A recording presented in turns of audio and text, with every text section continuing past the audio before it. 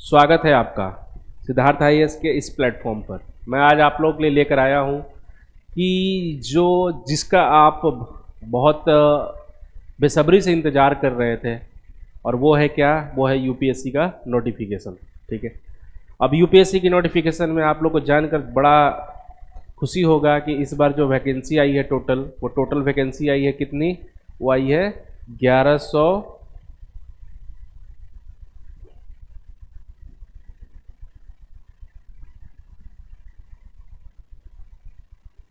1105। ठीक है जी।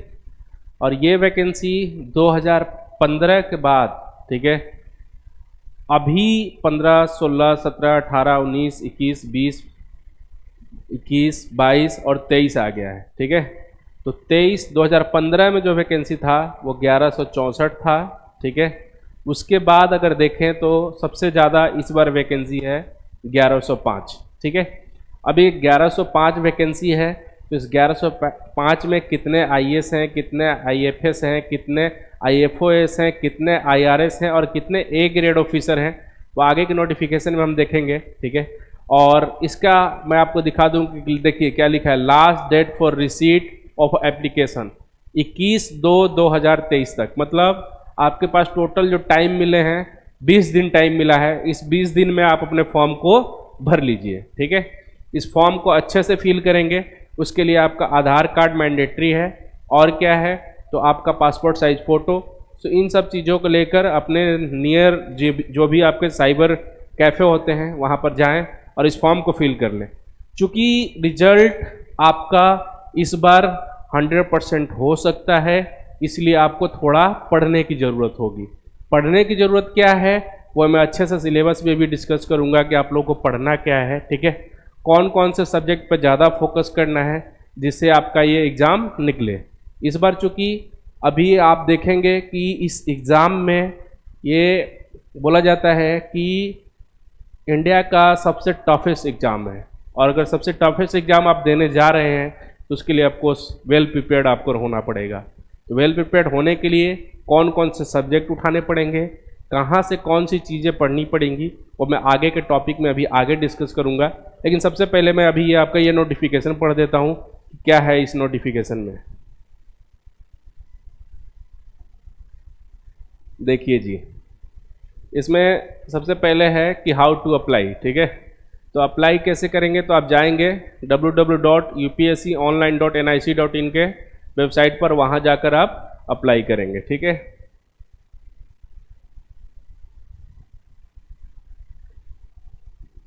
देखिए क्या है।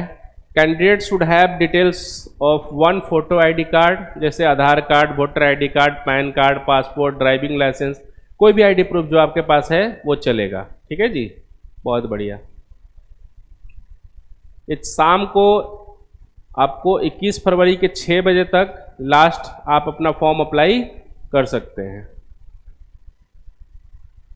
मोबाइल फ़ोन जो है वो बैंड है ना, मतलब आप मोबाइल फ़ोन का इस्तेमाल वहाँ पर नहीं कर सकेंगे। देखिए किन पोस्ट में आपके आए हुए हैं, तो सबसे पहले देखिए आप ऊपर देख रहे होंगे जिसको आपको आईएएस आप बोलते हैं, इंडियन एडमिनिस्ट्रेटिव सर्विसेज। फिर है आईएफओएस ना, जो क्या बोलते हैं, ये जो बनते हैं ऊपर वाले क्या कलेक्टर बनते हैं, नीचे वाले आपके बनते हैं एम्बेसडर ना, जो विदेश मंत्रालय में, ठीक है, एक्सटर्नल अफेयर्स में जाकर क्या करते हैं, देश की सेवा करते हैं। जैसे रसिया में बैठा हुआ होगा कोई आदमी यहाँ का, और वो राजदूत होगा और भारत की सारी बात वहाँ पर पहुँचा रहा होगा। ठीक है, और उधर की बात यहाँ पहुँचा रहा होगा। ये बहुत सारी चीज़ें हैं जो आपको यहाँ पर आपको देखने के लिए मिल रही है। तीसरे नंबर पर है इंडियन पुलिस सर्विसेज, जिसका आईपीएस आप जानते हैं। ठीक है, कोई भी दरोगा जी हो, एसएचओ जी हो, कांस्टेबल हो, हेड कांस्टेबल हो, ठीक है, सब इनके अंडर काम करते हैं। किनके अंदर? आईपीएस के अंडर। ठीक है, और ये एग्ज़ाम जो है वो एग्ज़ाम बोला गया है सिविल सर्विसेज एग्जामिनेशन, और इस एग्ज़ाम को पास करने के लिए आपको बहुत सारे परीक्षाओं से गुजरना पड़ता है। वो कौन कौन सी परीक्षाएं हैं मैं अभी आपको बताऊंगा। ठीक है, नेक्स्ट है क्या, चौथे नंबर पर Indian audit and account services group A, Indian civil account services group A, Indian corporate law services group A, Indian defence account services group A, ये बहुत सारे पोस्ट हैं। कितने पोस्ट हैं तो आप यहाँ पर देख सकते हैं, टोटल 21 पोस्ट दिए हुए हैं। ठीक है, आप इन जिन भी 21 पोस्ट में आप चाहें उसके लिए आपके मार्क्स के हिसाब से आपको जॉब मिलेगा। ठीक है जी। नीचे कुछ बी ग्रेड, सी ग्रेड के नहीं बट बी ग्रेड के हैं। देखिए जैसे ये हैं आपके। ठीक है, Delhi, Andaman Nicobar island, Lakshadweep, Daman Diu, Dadra Nagar Haveli, civil services में ग्रुप बी लेवल पर। ठीक है, आप यहाँ जाएंगे और ये भी यूपीएससी के थ्रू ही जाएंगे। वैसे मैं आपको बता दूं कि ग्रुप बी और सी के लिए इस एसएससी जो है वो आपको क्या करता है, आपको हायर करता है। ठीक है, देखिए इसमें एग्ज़ाम कैसे देना है वो मैं आपको बता देता हूँ। देखिए यूपीएससी का जो एग्ज़ाम है जी, जिसको बोलते हैं सिविल सर्विसेज एग्जामिनेशन 2023 के लिए जो आपको पढ़ना है वो ऐसे पढ़ना है। पहला पेपर जो होगा आपका वो जीएस का होगा जी। ठीक है, जीएस के आपके जो पेपर होंगे वो टोटल 100 क्वेश्चन होंगे। ठीक है, और आपको मार्क्स जो मिलेगा कितना, 200 मार्क्स मिलेगा। मतलब एक क्वेश्चन पर आपको 2 मार्क्स मिलने वाले हैं। और कट ऑफ की अगर मैं बात करूं तो एवरी ईयर जो कट ऑफ होता है वो 105 के अराउंड होता है। मतलब 200 में अगर 105 आप मार्क्स लेकर आ रहे हैं तो आपको क्या है कि आपको अब मेंस की तैयारी करने की ज़रूरत है। ठीक है, लेकिन मेंस की तैयारी करने से पहले आपका पेपर जो 2 है ये सीसेट पास करना बहुत ज़रूरी है। सीसेट जिसको बोलते हैं सिविल सर्विसेज एप्टीट्यूड टेस्ट। इसमें आपको 200 मार्क्स के क्वेश्चन पूछे जाएंगे और क्वेश्चन होंगे कहाँ से, तो रीजनिंग से, मैथ्स से और इंग्लिश से। इंग्लिश में क्या, तो पैसेज वाला पार्ट, पैसेज वाला पार्ट। ठीक है जी। तो इसमें आपको 200 मार्क्स में से गवर्नमेंट ने बोला है कि सिर्फ क्वालिफाइंग मार्क्स जो है आपका कितना है, 33% है। मतलब सिर्फ 66 मार्क्स आपको लेकर आने हैं जी। 200 में से आपको पास होने के लिए कितने मार्क्स लेकर आने हैं, ओनली 66 मार्क्स लेकर आने हैं। और जैसे ही आप 66 मार्क्स लेकर आते हैं, ठीक है, आपका जीएस का पेपर चेक हो जाएगा। और जीएस के पेपर में अगर आपने 105 मार्क्स से ऊपर मार्क्स लाए हैं, जैसे 110 लाए हैं, 107 लाए हैं, 108 लाए हैं, मिनिमम 105 तो आपको कट ऑफ क्लियर करना ही होता है। तो मैक्सिमम जितना आप मार्क्स लेकर आएंगे वो आपके लिए ज़्यादा अच्छा रहेगा। ठीक है, मेरा मानना तो ये होता है कि आप 120 से 25 के बीच में मार्क्स लाएं ताकि आपको कभी भी टेंशन लेने की ज़रूरत ना हो। ठीक है, ये पेपर जब आप पास कर जाएंगे तो ये सारा पेपर आपका जो होता है वो ऑब्जेक्टिव होता है। ठीक है, क्या होता है, ऑब्जेक्टिव होता है। और ऑब्जेक्टिव में जो चीज़ें आपको पढ़नी होती हैं वो जीएस में क्या पढ़ना होता है मैं आपको बता देता हूँ। जीएस को आप ऐसे कर लेंगे, जीएस में पढ़ना होता है आपको सबसे पहले, अगर ज़्यादा बात करें हम आपको तो हिस्ट्री, फिर आपको पढ़ना होता है ज्योग्राफी, फिर आपको पढ़ना होता है पॉलिटी, फिर आपको पढ़ना होता है इकोनॉमी, साथ में करंट अफेयर्स और साइंस का तीनों पोर्शन, फिजिक्स, केमिस्ट्री और बायोलॉजी, ये तीनों मिलाकर एक सब्जेक्ट बनाया गया है जिसको बोलते हैं science and tech. Science and tech, ठीक है, मतलब साइंस एंड टेक्नोलॉजी से चीज़ें जुड़ी हुई आपसे क्वेश्चन में पूछी जाती हैं। जैसे अभी डीआरडीओ ने कौन से नए इन्वेंशन किए हैं, ये आपको साइंस एंड टेक्नोलॉजी में पूछ सकता है। ठीक है, अभी खेती करने को लेकर भारत सरकार ने कौन कौन सी नए इक्विपमेंट्स बनाए हैं, ये भी आपसे पूछ सकता है साइंस एंड टेक में। बहुत सारी चीज़ें हैं जो साइंस एंड टेक में आपको पढ़ने के लिए मिलता है। जैसे स्पेस टेक्नोलॉजी है, ये भी आपको पढ़ना पड़ता है। ठीक है, तो बहुत सारी चीज़ें आपको ये साइंस एंड टेक से होता है। ठीक है, तो ये टोटल जो आपको सब्जेक्ट मैं बताया, history, geography, polity, economy, current affairs और साइंस का तीनों पोर्शन। ठीक है जी, साइंस के तीनों पोर्शन के साथ अगर मैं बात करूं, ठीक है, तो आपको सब्जेक्ट में बुक्स कौन सा उठाना है, तो आपको बुक्स उठाना है NCERT। NCERT, अगर आप NCERT का 6वीं क्लास से लेकर 12वीं क्लास तक का, 6वीं क्लास से लेके 12वीं क्लास तक का पूरा एनसीईआरटी आप पढ़ जाते हैं तो आपको इस एग्ज़ाम को क्रैक करने के लिए कोई नहीं रोक सकता है। ठीक है, इसके साथ साथ आप क्या करेंगे, एक मैगजीन फॉलो करेंगे एवरी मंथली ना। सो आप मैगजीन कौन सा करेंगे, उसके लिए मैं जैसे आपको बता देता हूँ, आप कुरुक्षेत्रा पढ़ सकते हैं। ठीक है, आप योजना पढ़ सकते हैं। ठीक है, ये सब जो मैगजीन है आपके लिए फ़ायदेमंद होंगे। और मैं आपको बात करता हूँ कि इस एनसीईआरटी के बुक के साथ थोड़ी सी चीज़ें हैं जो आपको, कुछ और भी मार्केट्स में बुक्स हैं जो आप उसको सपोर्ट में, सप्लीमेंट के रूप में आप उठा सकते हैं। या फिर आपको एक न्यूज़पेपर डेली बेसिस पे पढ़ना है, तो न्यूज़पेपर कौन सा पढ़ना है ये मैं बता देता हूँ आपको। न्यूज़पेपर आपको जो पढ़ना है वो पढ़ना है कौन, द हिंदू। कौन सा पढ़ना है, द हिंदू। अगर द हिंदू न्यूज़पेपर आप रोज पढ़ रहे हैं जी, तो आपको ज़्यादा भी टेंशन लेने की ज़रूरत नहीं है, क्योंकि द हिंदू से वो सारे क्वेश्चन आ जाते हैं जो यूपीएससी एवरी एग्जाम में पूछता है। और जो हिंदी मीडियम वाले बच्चे हैं उनको पढ़ना है क्या, दैनिक जागरण। क्या पढ़ना है, दैनिक जागरण। दैनिक जागरण में कौन सा, तो संस्करण। ठीक है जी, संस्करण वाला पार्ट पढ़ना है, ये हिंदी मीडियम के बच्चों के लिए है। ठीक है, तो जो बच्चे इंग्लिश मीडियम है वो क्या पढ़ेंगे, द हिंदू पढ़ेंगे, और साथ में द इंडियन एक्सप्रेस भी पढ़ सकते हैं, द इंडियन एक्सप्रेस भी पढ़ सकते हैं। ठीक है, तो ये न्यूज़पेपर हैं जो आपके लिए बहुत फ़ायदेमंद होंगे। आगे की बात करते हैं कि सिलेबस में और चीज़ें क्या आपको जाननी है और पढ़नी है, तो मैं बता देता हूँ कि देखिए, मेंस में जो आपको पढ़ना है वो आपको पढ़ना है 4 पेपर। कौन सा पेपर, 4 पेपर। कौन सा, GS1, GS2, GS3 and GS4। ठीक है, इन सब पेपर में पहले जो एग्ज़ाम अभी आपने दिया, जो प्रिलिमिनरी एग्ज़ाम था जिसको पीटी एग्ज़ाम बोलते हैं, वो सारे आपके ऑब्जेक्टिव क्वेश्चन थे।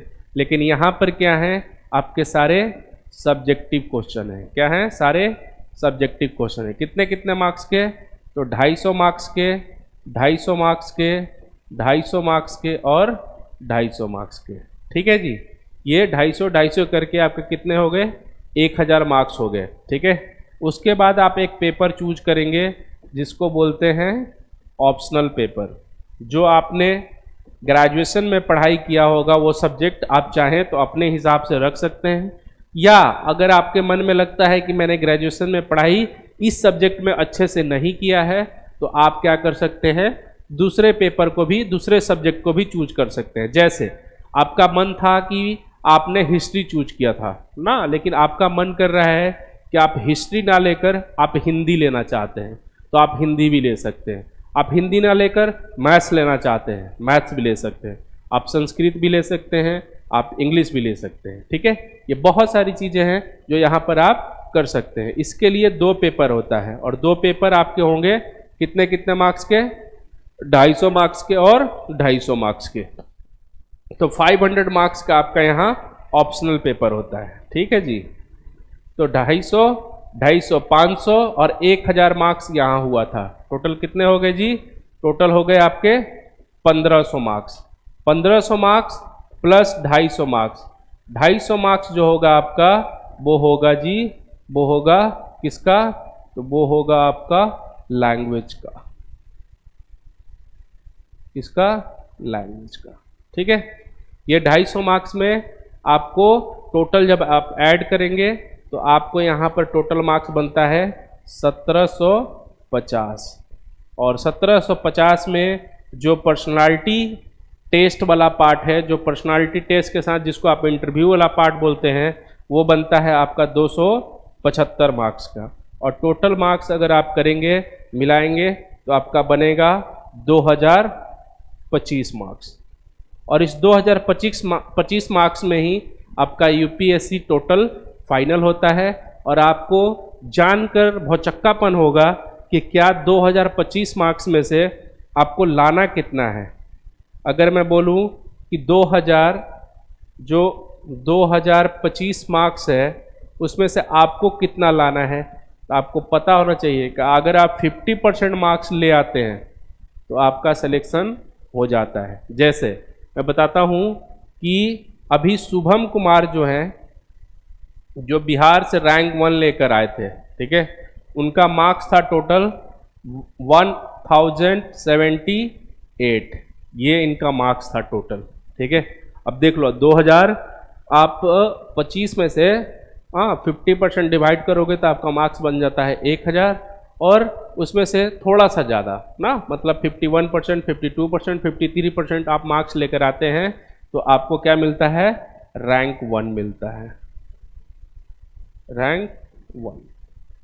इस बार जो लड़की टॉप की है, ठीक है, जो रैंक 1 लेकर आई है, उसका टोटल मार्क्स था 1100 समथिंग, 1104 या 1108 ऐसे ही कुछ था। ठीक है, फिर से वही बात कि मतलब 50 से लेकर आप 55% के बीच में जो मार्क्स लेकर आते हैं, ठीक है, इस बिहाफ पर आपका यूपीएससी में चयन हो जाता है, सिलेक्शन आपका हो जाता है। ठीक है, मैक्सिमम जितना मार्क्स आप रखेंगे, ठीक है, वो आपके लिए फ़ायदेमंद रहेगा। ऐसा नहीं कि आप 900 मार्क्स ला रहे हैं तो आपका सिलेक्शन नहीं होगा, आप 950 मार्क्स ला रहे हैं तो आपका सिलेक्शन नहीं होगा, ऐसा कुछ नहीं है। ठीक है, आप 900 मार्क्स भी लाएंगे तो आपका सिलेक्शन हो जाएगा। ठीक है, लेकिन मैं आपको बता दूं कि यहाँ पर अगर मैं बात करता हूँ कि अगर आपको चाहिए आईएएस, ठीक है जी, आपको आईएएस चाहिए तो आईएएस के लिए आपको मार्क्स लाना जो होगा वो 900 से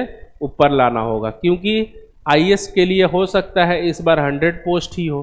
ठीक है, तो वो कितने को रखेंगे, 100 को ही रखेंगे, इससे ज़्यादा नहीं रखेंगे। ठीक है, तो आपको पहले से देख कर चलना होगा कि आईपीएस में पोस्ट कितना है, तो हो सकता है आईपीएस में पोस्ट इस बार 150 हो।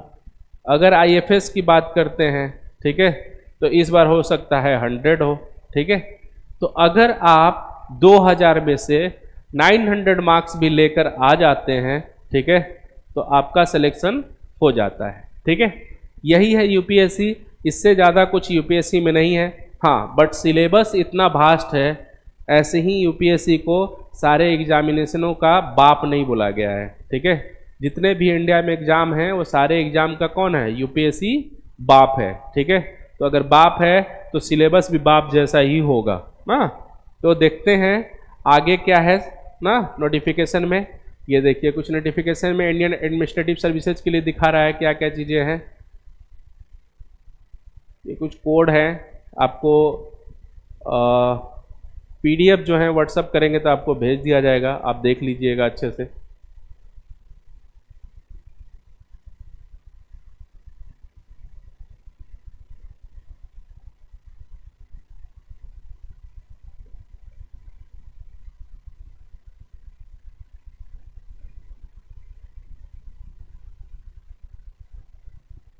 देखिए सेंटर कहाँ कहाँ होगा आपका ना, प्रिलिमिनरी एग्जामिनेशन के लिए अगरतला होगा, आगरा होगा, अहमदाबाद होगा, एजवल होगा, अजमेर होगा, अलीगढ़ होगा, ऐसे करके टोटल इन्होंने आपको 79 सेंटर दिए हैं। ठीक है, कितने, 79 सेंटर हैं। गया बिहार में भी है, ठीक है, गाजियाबाद में भी है आपका सेंटर, आप ये चूज कर सकते हैं।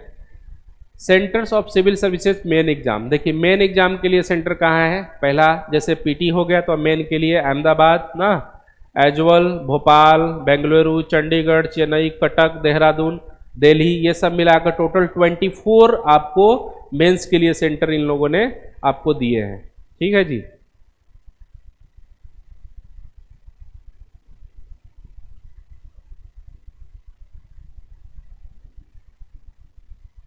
एज क्राइटेरिया यहाँ पर देख लीजिए, एज क्या है, 21 साल जिनकी एज हो गई है वो इस एग्जाम को दे सकेंगे, और 21 साल से लेकर कब तक, 32 साल तक। ठीक है, मतलब 32 साल में the candidate must have been born not earlier than 2 August 1991 and not later than 1 August 2002, मतलब 2002 के बाद जिनका जन्म नहीं हुआ हो और 1991 से जिनका पहले जन्म नहीं हुआ हो। ठीक है जी, ये है आपके, ये आप पेपर को दे सकते हैं 21 से 32 साल जिनका एज है।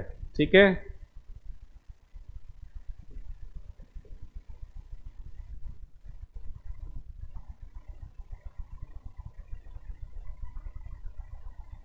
अब ज़्यादा कुछ नहीं है इसमें जो इस नोटिफिकेशन में आपको और कुछ बताया जाए ना। पीडीएफ के लिए आप एक बार हाई कर दीजिएगा, आपको पीडीएफ व्हाट्सएप कर दिया जाएगा। ठीक है, यही है यूपीएससी। लेकिन इसी यूपीएससी को पढ़ने के लिए आपको बहुत मेहनत करना पड़ेगा। ठीक है, अब पेपर जून में है, तो जून में पेपर है तो अभी से आप पढ़ना स्टार्ट कर दीजिए। सारे एनसीईआरटी 6ठी से 12वीं तक उठाकर घर ले जाकर रख लीजिए और रोज कम से कम 16 से 18 घंटा पढ़ना स्टार्ट कर दीजिए। अगर 16 से 18 घंटा देने के लिए आप तैयार हैं तो यूपीएससी आपको अपना जॉब देने के लिए तैयार है। और इसमें ज़्यादा कुछ नहीं है जो मैं आपको बताऊं या फिर आप कुछ और समझें। ठीक है, ऐसा कुछ बहुत ज़्यादा नहीं है। बस मेरी यही कामना रहेगी, ठीक है, कि और भी चीज़ें अगर आपको डिटेल्स में जानना है या कुछ करना है तो आप एक काम कर सकते हैं। हमारा चैनल है, ठीक है, सिद्धार्था आईएएस के नाम से। ठीक है, सिद्धार्था आईएएस। ठीक है, इसका ऐप भी आपको गूगल प्ले स्टोर पर मिल जाएगा। और जितना जल्दी आप कंबाइंड आप चाहें, जो पढ़ाई आप ऑनलाइन पढ़ना चाहते हैं तो आपको ये सारे कोर्सेज आपको ऑनलाइन भी वहाँ पर मिल जाएंगे। आपको क्या करना है, इस ऐप को डाउनलोड करना है, SIDDHARTH सिद्धार्था आईएएस। ठीक है, ये ऐप आपको डाउनलोड करके आपको गूगल प्ले स्टोर से मिल जाएगा, जिसमें ऑलमोस्ट अभी 1000 बच्चों ने इसको डाउनलोड कर रखा है। आप ज़्यादा से ज़्यादा इसको वीडियो को शेयर करें, ठीक है, लाइक करें, सब्सक्राइब करें और क्या करें कि इस ऐप को डाउनलोड करके पहले कुछ वीडियो फ्री वाले देखें आप। अगर आपके सिलेबस से मैच करता है, आपको लगता है कि जी हमारे ऊपर काम होगा, ठीक है, तो आपको ज़रूर उस कोर्स को परचेज कर लेना चाहिए। ठीक है, बहुत सारे लोग हैं मार्केट में जो बात करते हैं कि हम ऐसे यूपीएससी क्रैक करा देंगे, हम ऐसे करा देंगे। कोई भी इंस्टीट्यूशन आपको आपके बिना आपका यूपीएससी क्रैक नहीं करा सकता है। मेरा मानना ये है कि जब तक आप खुद नहीं पढ़ेंगे आपका यूपीएससी क्रैक नहीं हो सकता। कोई भी भगवान भी अवतरित होकर आएंगे और बोलेंगे ना कि आप बेटा जाओ, ठीक है, आप बस ये बुक्स देख लेना, आपका हो जाएगा सिलेक्शन, तो नहीं होने वाला है। सिर्फ बुक से सिलेबस नहीं होता है और इससे बहुत सारी चीज़ें आपको नहीं आएंगी। इतना वाइड सिलेबस है, ठीक है, कि आपको बहुत सारी चीज़ें पढ़नी पड़ेंगी। What is happening around the world ना, जो भी चीज़ें हो रहा है वो सबसे आपको क्या होना, अवेयर होना पड़ेगा कि क्या चल क्या रहा है अभी। जैसे अभी मैं बात करता हूँ कि अभी आप सुन रहे हो कि G20 का प्रेसिडेंट इंडिया को बना दिया गया है। तो अब ये तो आप सोच रहे होंगे कि भाई हमारे जितने भी एनसीईआरटी के बुक्स हैं उसमें तो कहीं ये है ही नहीं। हाँ, तो नहीं है, लेकिन फिर भी ये चीज़ें आपको पढ़ना है और जानना है। ठीक है, G20 में कितने मेंबर हैं, ठीक है, कहाँ इसका हेडक्वार्टर है, ठीक है, कौन कौन से कंट्री जुड़े हुए हैं ना, ये सब आपको जानना पड़ेगा। वैसे ही G7 क्या है, क्योटो प्रोटोकॉल क्या है, नाटो क्या है, आसियान क्या है, यूनिसेफ क्या है, यूनेस्को क्या है, ये सब आपके सिलेबस में है। ये सब आपको ना देखते हुए भी इनको आप इग्नोर नहीं कर सकते हैं, आपको पढ़ना ही पड़ेगा। ठीक है, तो जो भी चीज़ें पढ़नी है, जाननी है, ठीक है, आप इस नंबर पर भी, आप नीचे दिए हुए नंबर पर भी कांटेक्ट कर सकते हैं, 9588460004। ठीक है, 9958846004। इस नंबर पे कुछ क्वेरी हो तो भी आप कांटेक्ट कर सकते हैं और इस ऐप को डाउनलोड करके आप कोर्स को देख सकते हैं। पहले आपको देखना है, पहले ऐसा नहीं हम बोल रहे हैं कि आपको फोर्सफुली कि आपको पहले ज्वाइन करना है। आप पहले कोर्स को देखिए, ठीक है, पहले समझिए, कुछ फैकल्टी वहाँ पर ऑलरेडी पढ़ा रहे हैं उनको देखिए और समझ में आए तो ज्वाइन करिए। इतना मैं आपको आश्वासन दे सकता हूँ और गारंटी दे सकता हूँ कि अगर आप जून तक हमें साथ देंगे, हमारे साथ रहेंगे, तो पीटी आपका फाइनली क्रैक होगा। ये हमारा आपसे वादा है। तब तक मिलते हैं, आज के लिए धन्यवाद।